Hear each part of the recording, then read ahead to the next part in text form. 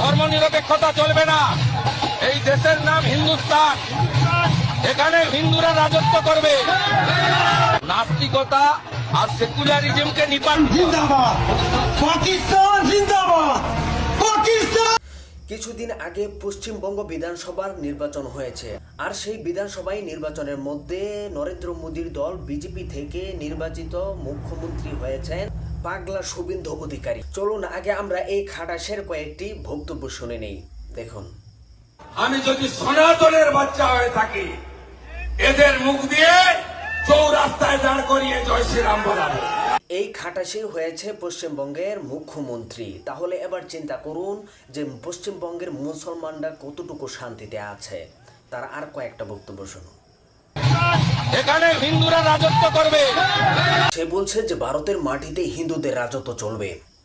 তো তোমাকে বলতে চাই, এই গোটা ভারতবর্ষকে মুসলিমরা 700 বছর শাসন করেছিল। মুসলিমরা জানে যে হিন্দুদেরকে কিভাবে টাইট করতে হয়।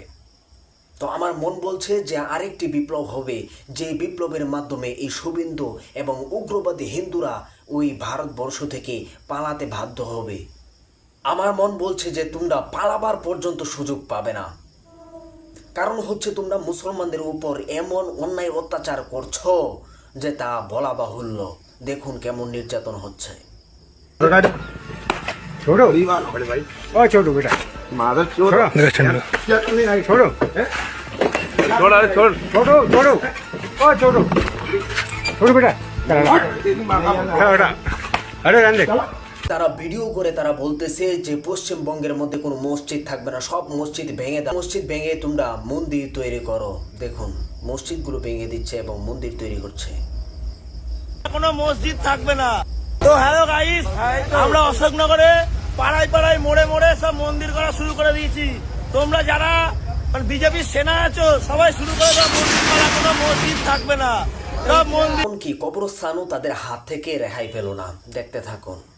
দিন মমতা ব্যানার্জির জন্য কলকাতার মুসলমানদের উপর মোদি আক্রমণ করতে পারে নাই, আর এখন সে এই কলকাতাকে হাতে পেয়েছে। আর এই কলকাতাকে হাতে পেয়ে সে এই কলকাতাকে গুজরাট বানানোর জন্য সে চেষ্টা চালাচ্ছে। ভারতের মুসলমানদের ধৈর্যের ফাঁদ ভেঙে গিয়েছে, এই জন্য তারা একে একে রাস্তায় নেমে আসছেন। মুসলমানদেরকে বলবো, আপনারা লড়তে শিখুন, আপনারা মোদি হটাও আন্দোলন গড়ে তুলুন এবং স্লোগান দিন নারে তাকবীর আল্লাহু আকবার, নারে তাকবীর আল্লাহু আকবার।